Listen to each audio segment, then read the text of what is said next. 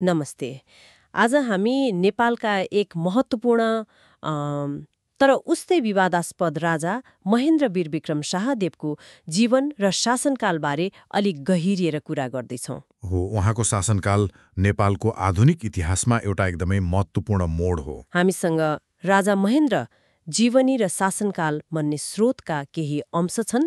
यसकै आधारमा उहाँको आधुनिकीकरणका प्रयास अनि फेरि त्यो निरङ्कुशतातिरको यात्रा, यो द्वन्द्वलाई बुझ्ने कोसिस गर्नेछौँ। वास्तवमा यो बुझ्न जरुरी छ कसरी एउटै शासकले विकास पनि अघि बढाए तर प्रजातन्त्रलाई चाहिँ पछाडि धकेले। यो प्रश्न निकै रोचक छ। त्यही त। ल सुरु गरौँ उहाँको प्रारम्भिक जीवनबाट। जन्म त 1920मा नारायणहिटीमै भएको हो, होइन? हो, 11 जुन 1920मा राजा त्रिभुवन र रानी कान्तिका जेठा छोरा। उहाँको शिक्षा अलि फरक थियो। मतलब नेपालको परम्परागत शिक्षा त छँदै थियो, त्यसबाहेक भारत र बेलायतमा पश्चिमी शिक्षा पनि पाउनुभयो। यसले गर्दा उहाँको विश्व दृष्टिकोण अलि फराकिलो भयो भन्ने मानिन्छ, आफ्ना पिताभन्दा फरक। अनि गद्दीमा चाहिँ कहिले आउनुभयो? 1955 मार्च 13मा पिता राजा त्रिभुवनको निधनपछि। सुरुका वर्षहरूमा त उहाँले पिताले थालेको त्यो संवैधानिक राजतन्त्र प्रजातान्त्रिक प्रक्रियालाई नै निरन्तरता दिनुभएको जस्तो लाग्छ नि, होइन र? हो, सुरुमा सङ्केत त्यस्तै देखिन्थ्यो। उहाँले शासन सम्हालेपछि देशलाई अलि आधुनिक बनाउने कुरामा चासो देखाउनुभयो। जस्तो पूर्वाधार विकास, सडक, विद्यालय, अस्पताल बनाउने कुरामा जोड दिनुभयो। अनि त्रिभुवन विश्वविद्यालयको स्थापना। ए हो, 1959मा भएको हो। त्यो त उच्च शिक्षाको लागि ठूलो जग बस्यो नि नेपालमा। अनि फेरि कूटनीतिमा पनि उहाँ सक्रिय हुनुहुन्थ्यो। त्यो शीतयुद्धको बेला। त्यही तनावपूर्ण समयमा पनि उहाँले असंलग्न विदेश नीति लिनुभयो। चीन, अमेरिकासँग सम्बन्ध बनाउनुभयो। त्यो आफैमा एउटा रणनीतिक चाल थियो। तर यी सबै सकारात्मक कुराहरू हुँदाहुँदै आयो त्यो 1960 को घटना।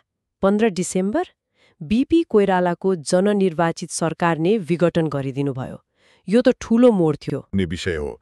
संसद भङ्ग, नेताहरू जेल, संविधान निलम्बन, अनि पुरै शासन सत्ता आफ्नो हातमा हो। प्रत्यक्ष शासन सुरु गर्नुभयो। अब स्रोतहरू हेर्दा उहाँले यसको कारण चाहिँ राजनीतिक अस्थिरता, राष्ट्रियता खतरामा परेको जस्ता तर्क दिनुभएको देखिन्छ।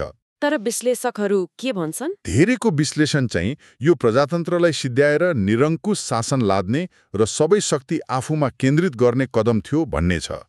त्यही विकास र निरङ्कुशता बीचको द्वन्द्व यहाँ प्रष्ट देखियो। अनि लगत्तै 1961मा पञ्चायती व्यवस्था आयो, निर्दलीय व्यवस्था। हो, निर्दलीय पञ्चायती व्यवस्था। यसलाई तल्लो तहदेखि माथिसम्मको दलविहीन प्रणाली भनेर प्रस्तुत गरियो।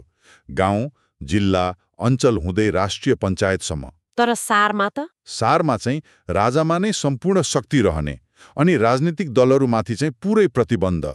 यसले गर्दा के भयो भन्दा बहुदलीय प्रतिस्पर्धा, प्रजातान्त्रिक अभ्यासको बाटो बन्द भयो। अनि आलोचना त धेरै भयो।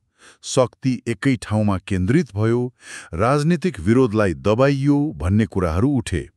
विकास र राष्ट्रिय एकताको नारा दिए पनि राजनीतिक अधिकार चाहिँ खुम्चियो। राजनीति त यस्तो जटिल र विवादास्पद रहे, तर उहाँको अर्को पाटो पनि थियो नि, साहित्यतिरको। कवि एमबीवी शाह। हो, त्यो उहाँको नरम पाटो मानिन्छ। उहाँ साहित्य, कला, प्रकृति संरक्षणमा रुचि राख्नुहुन्थ्यो। नेपाली र अङ्ग्रेजी दुवैमा कविता लेख्नुभयो। कस्ता विषय हुन्थे कवितामा? प्राय देशभक्ति, राष्ट्रियता, दर्शन, प्रकृति। नेपाली भाषा, साहित्य, संस्कृतिको प्रवर्धनमा पनि उहाँको योगदान देखिन्छ। तर उहाँको शासन लामो समय रहेन। 1972 जनवरी 31मा जम्मा 51 वर्षको उमेरमा चितवनमा शिकार खेल्न जानुभएको बेला हृदयाघात भएर निधन भयो। अल्पायुमै? हो। फर्केर हेर्दा राजा महेन्द्रको शासनकाल भनेको आधुनिक नेपाल बनाउने प्रयास र निरङ्कुश शासनको एउटा एकदमै जटिल मिश्रण हो। शिक्षा, पूर्वाधार, अन्तर्राष्ट्रिय सम्बन्धमा जग बसाल्नुभयो। र प्रजातन्त्रलाई दमन गर्दा त्यसको असर चाहिँ देशको राजनीतिमा धेरै पछिसम्म रह्यो, नकारात्मक असर। र उहाँले ल्याएको पञ्चायत व्यवस्था त झण्डै 30 वर्ष टिक्यो, 1990 को जनआन्दोलन नहुँदासम्म। बिल्कुल। जब उहाँका छोरा राजा वीरेन्द्रको पालामा फेरि बहुदलीय प्रजातन्त्र आयो। यो सबै कुराले एउटा प्रश्न चाहिँ मनमा आउँछ, ऐतिहासिक पात्रहरूको मूल्याङ्कन गर्दा कसरी गर्ने, सकारात्मक र नकारात्मक पक्षलाई कसरी सन्तुलनमा राख्ने होला? हो, यो एकदमै महत्त्वपूर्ण प्रश्न हो। अथवा शक्ति जब एउटै व्यक्ति वा संस्थामा धेरै केन्द्रित हुन्छ, त्यसले देशको भविष्यमा कस्तो खालको दीर्घकालीन प्रभाव पार्छ, यो सोच्नुपर्ने विषय हो। आगामी दिनहरूमा पनि यो मनन योग्य रहन्छ।